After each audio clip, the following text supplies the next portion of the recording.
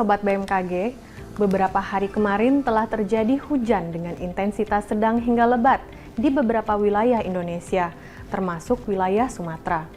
Hujan lebat yang terjadi menimbulkan dampak berupa banjir, tanah longsor, dan angin kencang.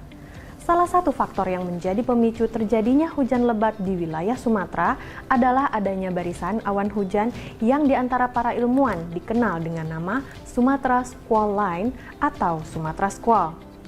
Kali ini kami akan menyajikan kepada sobat seperti apa Sumatra Squall tersebut serta bagaimana pola gangguan cuaca ini dapat terbentuk.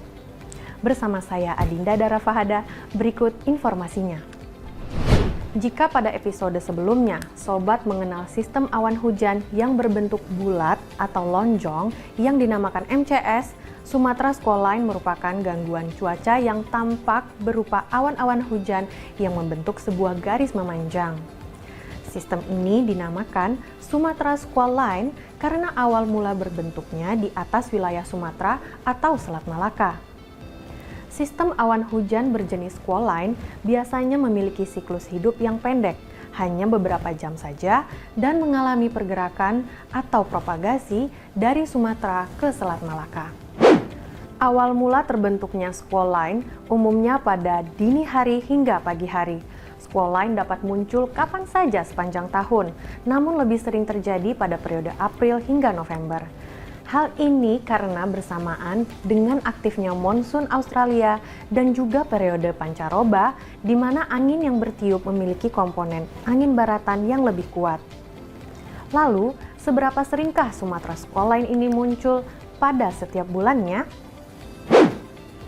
Sebuah penelitian menyebutkan bahwa secara statistik, pada musim pancaroba yaitu April, Mei, dan Oktober-November, Sumatra Squall Line rata-rata terjadi 7 kali dalam sebulan. Kemudian, pada musim kemarau atau pada saat monsun Australia aktif, Sumatra Squall Line rata-rata terjadi 6 kali dalam sebulan. Setelah itu, sedangkan pada musim hujan atau saat monsun Asia aktif, Squall Line rata-rata terjadi hanya 2 kali dalam sebulan. Faktor-faktor apa sajakah yang mempengaruhi Sumatra Squall ini menjadi jarang atau sering terbentuk? Yang pertama adalah faktor ENSO atau apakah wilayah Indonesia sedang dalam fase El Nino atau La Nina. Tidak hanya saat musim hujan, Sumatra Squall juga lebih sedikit terbentuk saat ENSO di fase El Nino.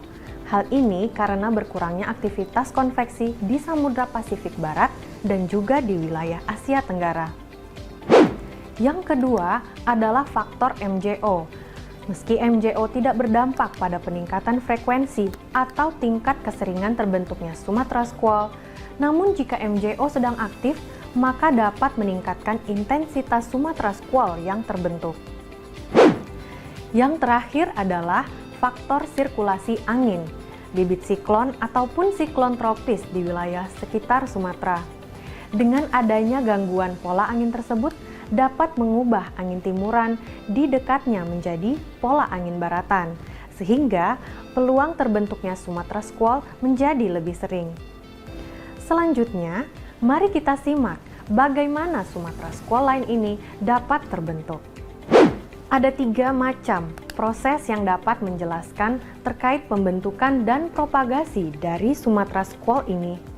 Pertama, adalah proses pemanasan dan hangatnya suhu muka laut di perairan Selat Malaka. Kedua, adalah proses pertemuan atau konvergensi antara angin daratan di pesisir timur Sumatera dan pesisir barat semenanjung Malaysia. Ketiga, adalah adanya gangguan gelombang atmosfer karena topografi pegunungan atau disebut mountain wave yang berasal dari sisi timur Bukit Barisan.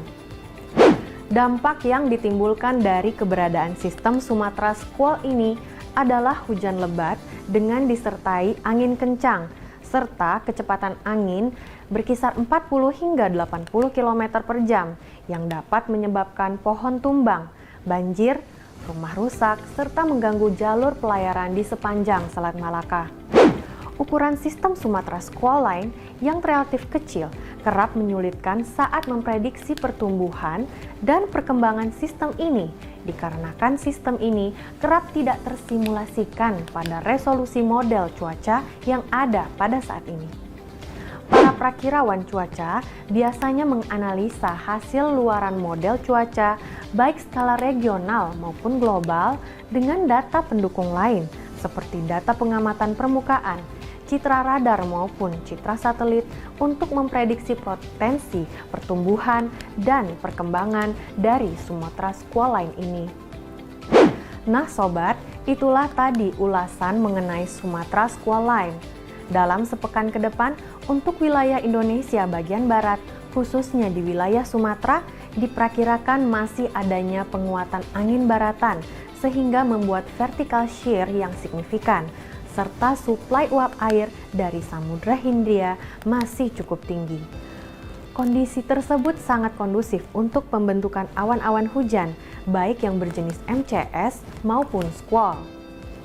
Berikutnya kami sajikan prospek cuaca untuk sepekan ke depan.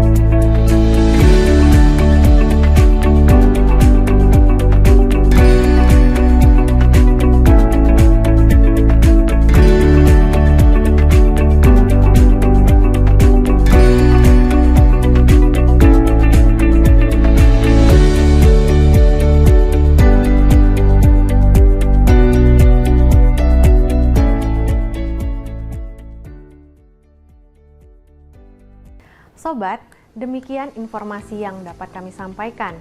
Jangan lupa untuk memperbarui informasi cuaca, iklim, dan gempa bumi melalui laman www.bmkg.go.id atau melalui kanal media sosial Info BMKG, serta mengunduh aplikasi Info BMKG melalui smartphone baik di App Store maupun Play Store. Sobat BMKG juga dapat menghubungi kami di call center 196. Terima kasih atas perhatian sobat semua.